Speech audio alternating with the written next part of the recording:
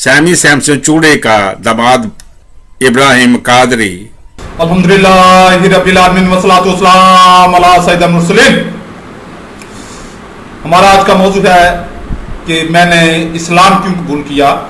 तो इस सिलसिले में अल्हम्दुलिल्लाह बहुत ज़्यादा लोगों ने पसंद किए और बहुत तादाद क्रिश्चियंस की खासकर बहुत ज़्यादा तादाद जिनको फादरों ने ब्रदर्स ने यानी कि मसीह स्कॉलर्स ने गुमराह किया हुआ था, तो माशाल्लाह बहुत तादाद जो है वो अब राब्ते में है और तकरीबन 80% तक 100 से ज़्यादा लोग हैं जो 80% तक कबूल कर चुके हैं। बाकी 20% है वो मेरा अल्लाह उनको हिदायत दे और मैं भी दुआ कर वो आप भी दुआ कीजिए।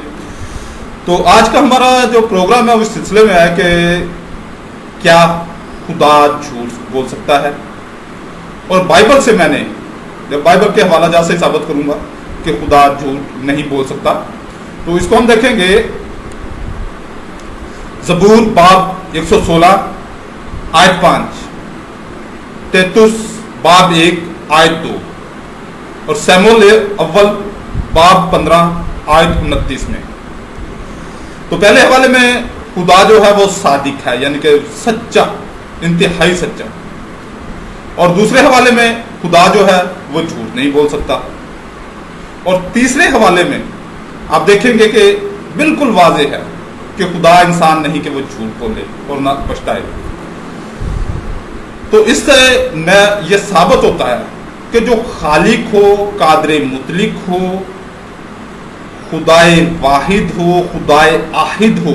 आहिद लफ्ज़ आहद है, आहद का वो पंजाबी लहजा है इसलिए वो उसी तरीके से अदा हो जाता है। तो आहद जो है अकेला यकता, जिसके साथ कोई किसी किस्म की वो कोई साथ मिल ना सके। तो जो खुदाई यकता है उसकी ये क्वालिटी होनी चाहिए कि वो सादिक हो, सच्चा हो, झूठ ना बोल सकता हो, ना झूठ का सोच सकता हो। ठीक है, तो ये चीज़ मैंने बाइबल से सीखी। अब मैंने जब देखा बाइबल में इसी अकीदे को, इसी हुक्म को बाइबल की रोशनी में देखा, तो वहां पर तो कट्टा ही खुलिया होया सी, पंजाबी जो असी कहते कट्टा खुलिया होया। तो तकरीबन तमाम तर बाइबल जो है, तमाम तर बाइबल के खुदा को झूठा साबित करने के लिए काफी है। मगर सिर्फ मैं 4 हवाला जात दूंगा। शमूएल अव्वल बाब 16, यहां पर आप देखेंगे कि शमूएल नबी को बाइबल का खुदा शाऊल बादशाह के साथ या साउल बादशाह के साथ झूठ बोलने पर उकसाता है, उसको झूठ बोलने का हुक्म देता है, कहता है। और फिर हम देखेंगे खरूज बाब 3 और आयत 17 और 18 में कि बाइबल का खुदा मूसा नबी को, बाइबल के मूसा नबी को, ये याद रखें जब मैं ये बाइबल के पर्सनालिटीज के बारे में, बाइबल की शख्सियत के बारे में बात कर रहा होता हूँ, तो वो बाइबल का ही ज़हन में रखिएगा, कुरान पाक की तरफ, इस्लाम की तरफ नहीं आना इस सिलसिले में। तो ये हम देखते हैं कि बाइबल का खुदा बाइबल के नबी मूसा को फरआउन के साथ गलत बयानी, झूठ बोलने का हुक्म देता है। फिर आप तसलोनिकियों या तसालोनिकियों बाब 2 तसालोनिकियम 2 बाब 2 आयत 11 में बाइबल का खुदा कहता है कि मैं जो है वो लोगों के पास गुमराह होने वाली तासीर भेजूंगा ताकि वो झूठ को सच जाने। और एक बहुत बड़ा ब्लंडर, बहुत बड़ा बाइबल के खुदा का इतराफ है हिजकिय्याह बाब 14 आयत 9 में कि बाइबल का खुदा बाइबल के नबी को कहता है कि मैंने उसको फरेब दिया, मैं उसको फरेब दूंगा और फिर उस पर अपना हाथ चलाकर उसे काट डालूंगा और उस इस्राएली लोगों से नाबूद कर दूंगा। तो ये बाइबल के खुदा के झूठ की तालीम, झूठ वो बिल्कुल वाज़े क्लियर हो गए। तो लिहाजा मुझे हकीकी खुदा, खुदाए आहद, अल्लाह रब्बुल इज़्ज़त, खालिक़े हकीकी को ढूंढने के लिए मुख्तलिफ मज़ाहब की खाक छानना पड़ी, मुख्तलिफ मज़ाहब की कुतुब को देखा, मुख्तलिफ मज़ाहब के मुख्तलिफ अदयान के उलमा से, स्कॉलर्स से जो पाकिस्तान में अवेल थे और जिन तक मैं पहुंच सकता था उन तक पहुंचा। तो जिस दीन से, जिस मज़हब से मैं पर्सनली ज़ाती तौर पर चिढ़ता था, वहीं पर मुझे हकीकत मिल गई। वहां पे हम देखेंगे सूरह 20 है, कुरान पाक की सूरह 20 आयत नंबर 114 में, तो अल्लाह रब्बुल इज़्ज़त जो है वो सबसे बुलंद और सच्चा बादशाह है। और सूरह मोमिनीन आयत ये 23वीं सूरह 23 आयत नंबर 116, तो बहुत बुलंदी वाला है अल्लाह सच्चा बादशाह। तो बहुत सारे हवाला जात हैं अल्लाह रब्बुल इज़्ज़त को सच्चा साबित करने के लिए कुरान पाक में। इसी तरह 4 सूरह मुबारका आयत नंबर 120 में अल्लाह रब्बुल इज़्ज़त के सच्चे वादे की और अल्लाह रब्बुल इज़्ज़त की सच्ची बात की गई है, यानी कि अल्लाह रब्बुल इज़्ज़त ही सच है और सच्चा है। और अल्हम्दुलिल्लाह पूरे कुरान पाक को मैंने तनकीद की नज़र से पढ़ा, कबूल इस्लाम से पहले और अब भी, क्योंकि मैंने गैर मुस्लिम्स के जवाब देने होते हैं एतराज़ात के, तो अब भी मैं कुतुब हदीस को और कुरान पाक को तनकीदी निगाह से पढ़ता हूँ, ताकि कोई ऐसा एतराज़ मेरे सामने आए, और अगर वो मुझे एतराज़ लगे, चूड़ों को तो हर बात ही एतराज़ लगती है ना, तो मैं अपनी बात कर रहा हूँ, अगर वो मुझे एतराज़ लगे तो मैं उसका कोई जवाब ढूंढने की कोशिश करूँ, ताकि कल कलाम को मुझे वो एतराज़, मेरे सामने वो चीज़ आए तो मैं उसका जवाब दे पाऊँ। तो अल्हम्दुलिल्लाह पूरे कुरान पाक में या कुतुब अहदीस में या सही मुस्तनद इस्लामिक लिटरेचर में आपको अल्लाह रब्बुल इज़्ज़त का कोई झूठ, कोई गलत बयानी, कोई वादा खिलाफी, कोई फरेब नहीं मिलेगा। कुछ नाअक्बत अंदेश जाहल स्कॉलर्स ने अगर कुछ उल्टे सीधे तर्जमे किए हैं तो अल्लाह रब्बुल इज़्ज़त उनकी बख्शिश फरमाए, अगर बख्शिश नहीं है तो उनके साथ जो भी मामला वो अल्लाह जाने और उसका काम जाने। तो अब हम देखते हैं कि अल्लाह रब्बुल इज़्ज़त ने जब अपने महबूब को चुना, अपने महबूब मेरे आका करीम सल्लल्लाहु अलैहि वसल्लम को चुना, मेरे आका करीम सल्लल्लाहु अलैहि वसल्लम को महबूस फरमाया, तो उस वक्त मेरे आका करीम सल्लल्लाहु अलैहि वसल्लम की क्वालिटी क्या थी? कुर्बान जाइए, मेरे आका करीम सल्लल्लाहु अलैहि वसल्लम ने 40 साल नबुव्वत दावे नबुव्वत से पेशतर 40 साल कुफार मक्का में, जिसके बदतरीन कुफार, यानी कि उस वक्त मक्का की सरजमीन के बदतरीन हालात थे, उन हालात में भी ऐसी जिंदगी गुजारी।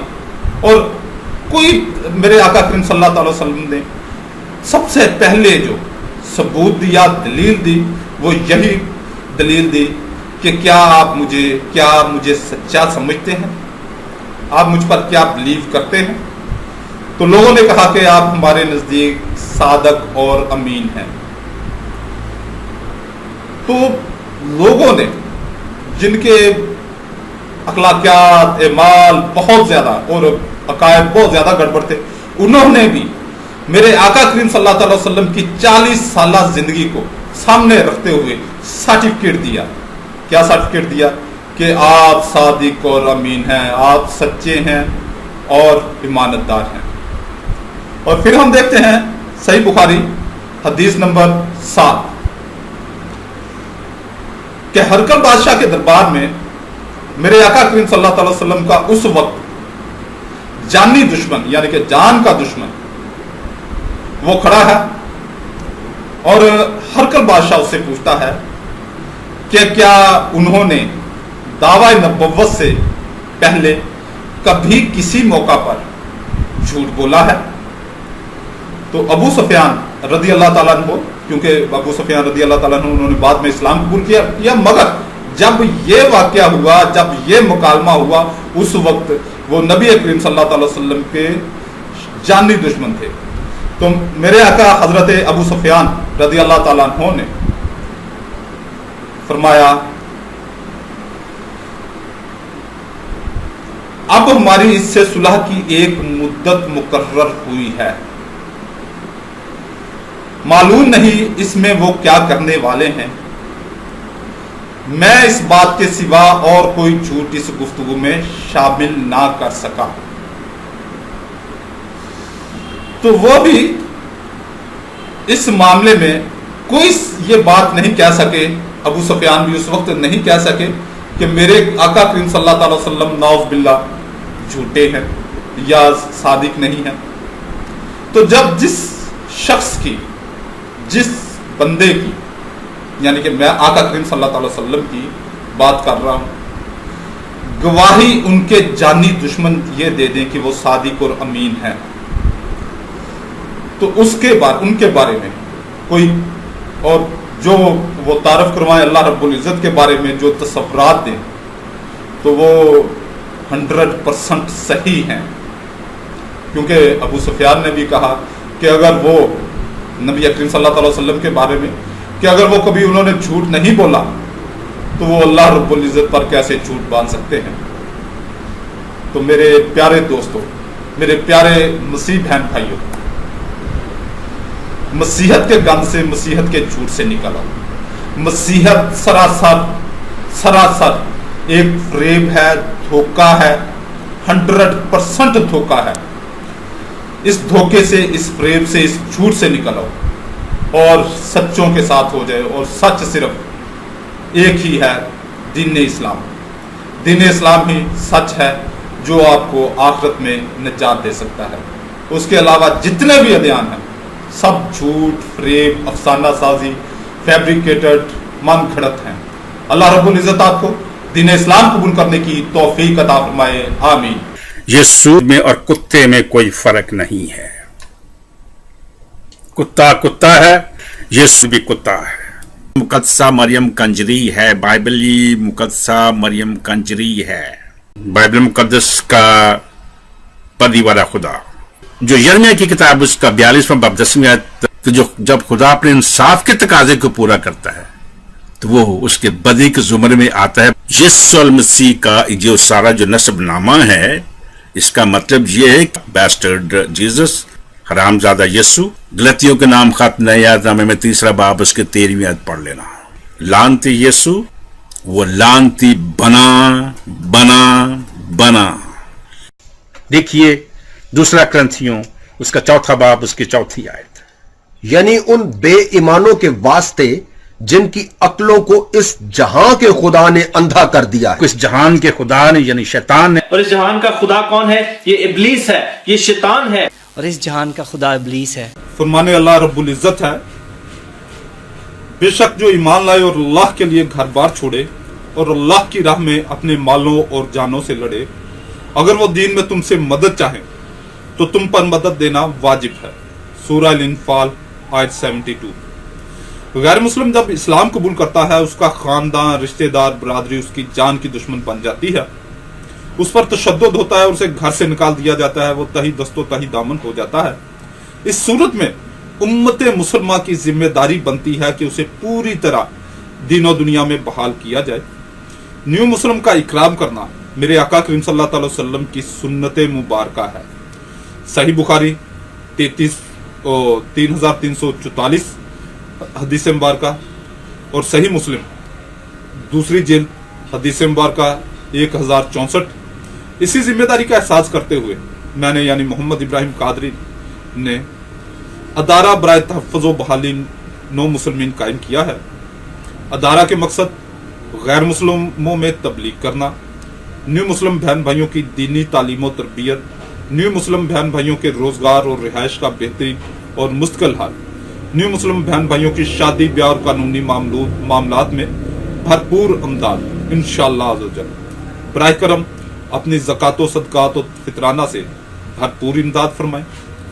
براہ رابطہ و امداد 0305 890 2412 موبی کیش اکاؤنٹ محمد ابراہیم قادری.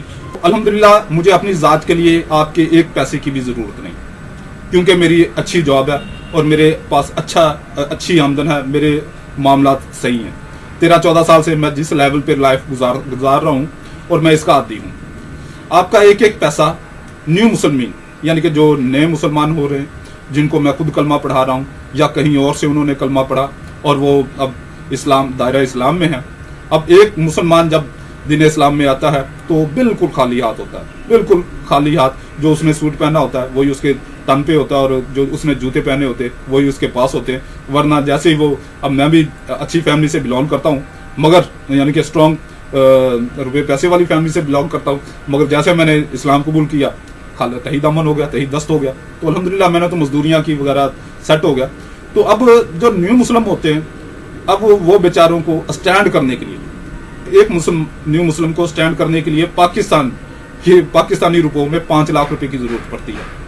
اللہ رب العزت آپ کو ہمارے ادارے کو سپورٹ کرنے کی توفیق عطا فرمائے، اور اس کے لیے کوئی بہت زیادہ بھی جتنا آپ افورڈ کر سکتے ہیں، اگر آپ کے پاس صرف 100 روپے آپ افورڈ کر سکتے ہیں تو وہ بھی آپ میرے موبی کوش اکاؤنٹ میں ڈال سکتے ہیں. اور یہ اطمینان رکھیں کہ آپ کا ایک ایک پیسہ جو ہے وہ نیو مسلم کی فلاح و بہبود کے لیے لگے گا.